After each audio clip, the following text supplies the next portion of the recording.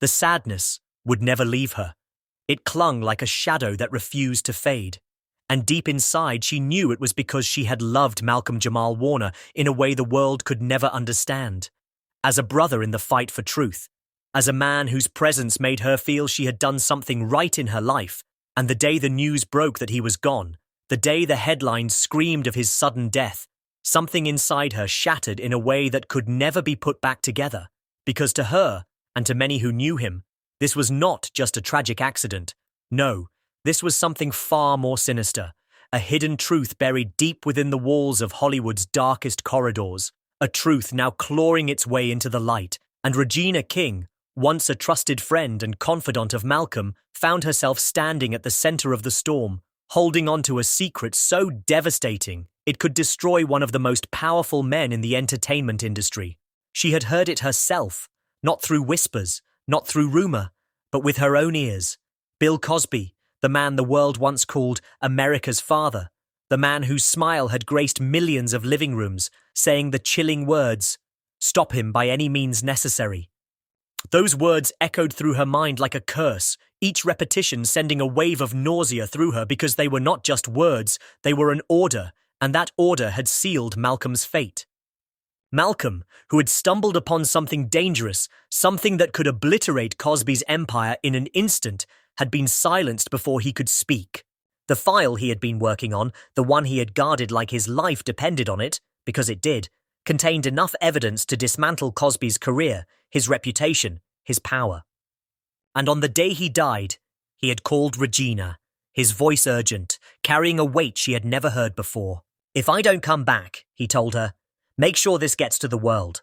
Those words would haunt her for the rest of her life, because hours later, Malcolm Jamal Warner was dead, and Hollywood was already spinning the story into something digestible, something safe, something far from the truth. In the weeks that followed, Regina's grief turned into a fire of determination. She would not let his death be in vain. She knew the risk of going public, the threats, the smear campaigns, the character assassinations, but she also knew that silence would make her complicit in the crime. When she finally took the stand in a courtroom thick with tension, every seat filled, every camera pointed at her, the moment she opened her mouth, time seemed to stop. "I heard it with my own ears," she said, her voice trembling yet steady enough to pierce through the silence. Bill Cosby on the phone saying, "Stop him by any means necessary." The room gasped, the reporters' pens flying, the jurors exchanging looks, the air suddenly heavier. The prosecution moved quickly, presenting the recordings, the documents, the damning pieces of the puzzle Malcolm had left behind. The judge listened, stone-faced, while Cosby's lawyers scrambled to discredit her. They painted her as bitter, vengeful, desperate for attention, but nothing could erase the evidence. Piece by piece, the truth emerged, showing a man who had built his life on charm and influence while hiding behind shadows, eliminating anyone who posed a threat. The verdict, when it came, was like a thunderclap in the heart of Hollywood. Life in prison. Cosby's face drained of color, his eyes holding that brief flicker of recognition that he had lost everything. But as Regina stood there, watching the man who had once been untouchable led away in handcuffs, she felt no victory, only the cold knowledge that this was not the end. Pamela Warner, Malcolm's mother, stepped forward outside the courthouse, her voice trembling with grief and fury as she told the world, "My son was taken from me, and I won't rest until the truth is known. Cosby may be in prison, but this is far from over." And those words would prove prophetic, because whispers were already circulating that this case was bigger than one man's guilt, bigger than Cosby's downfall, a tangled web involving forces no one dared name aloud. Some believed Cosby was a pawn in a much larger game. Others said the real architects of Malcolm's murder were still walking free, shielded by money, influence, and fear. Social media exploded, the world divided into camps, those who believed the evidence and those who claimed Regina was lying, seeking revenge. Hashtags trended worldwide, debates raged on television, in podcasts, in YouTube exposés, conspiracy theories grew like wildfire. Was this about silencing Malcolm, or was it part of a calculated dismantling of powerful black men in Hollywood? Every journalist, every amateur investigator wanted their piece of the truth, But the deeper they dug, the more dangerous the terrain became.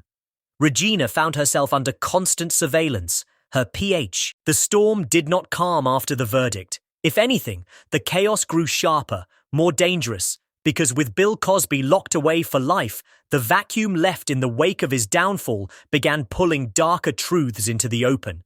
Truths that were never meant to see daylight, and the people who had kept their hands clean by staying in the shadows were now scrambling to erase every trace of their involvement.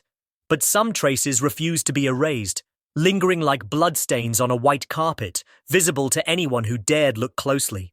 Regina King had thought the trial was the hardest part. The stares from the jury, the cross-examination that cut at her character, the public questioning her motives. But the real war started after the gavel came down, because now she was no longer just a witness. She was the woman who brought down a man many still idolized, and that made her a target. Pamela Warner's grief had hardened into something unshakable. She was no longer willing to settle for the headline that said, "Justice served." To her, justice wasn't a sentence handed to one man while the others who shared in her son's destruction roamed free. She wanted the names. She wanted the faces. She wanted the full truth, and she was willing to burn bridges, reputations, and even her own safety to get it.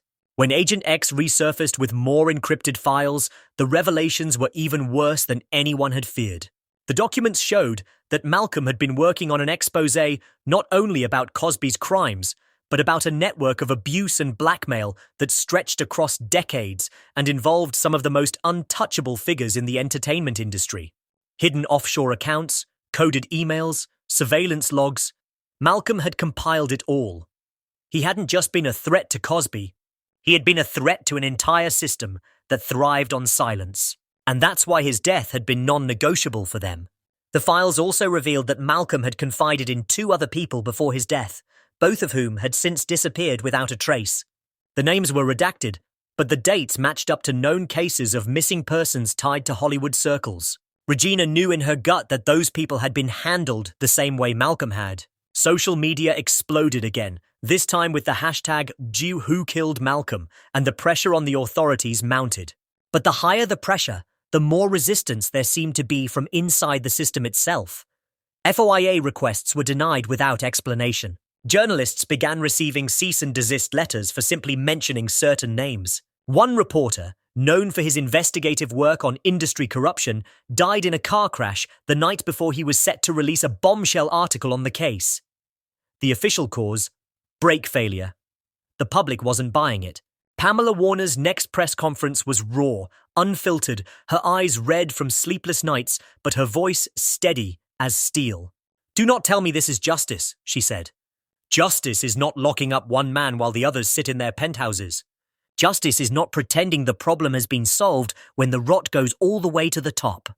Her words went viral, igniting protests outside studio headquarters, rallies demanding transparency from both the entertainment industry and law enforcement. Hollywood, once the dream factory, now looked more like a fortress hiding its own crimes. In the midst of the chaos, Regina received an unmarked envelope.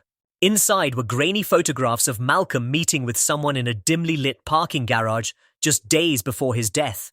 And on the back of one photo, in shaky handwriting, were the words, "He knew too much. They feared him." Alongside the photos was a USB drive. When Regina and Pamela plugged it into a secured laptop, what they found made their blood run cold. Audio recordings of high-profile industry figures discussing not only Malcolm, but a list of others who might need to be taken care of. The language was cold, clinical, as if they were talking about removing furniture rather than human lives. It was the smoking gun, but also a death sentence for anyone caught with it. Regina had a choice. Go public and risk everything, or hide the evidence and live with the guilt. She chose to go public. The day the files were released, the internet broke. Names that had been untouchable for decades were suddenly being whispered in every corner of the media. Some of the accused fled the country. Others lawyered up instantly. The FBI could no longer ignore the mounting pressure, but it was clear from their cautious statements that they were afraid of what might happen if they pulled too hard on this thread. Whistleblowers came forward, some with verifiable evidence, others with stories too wild to confirm but too consistent to ignore. A picture was forming, of a cabal within Hollywood that used fame and power as both a weapon and a shield, where careers were made or destroyed.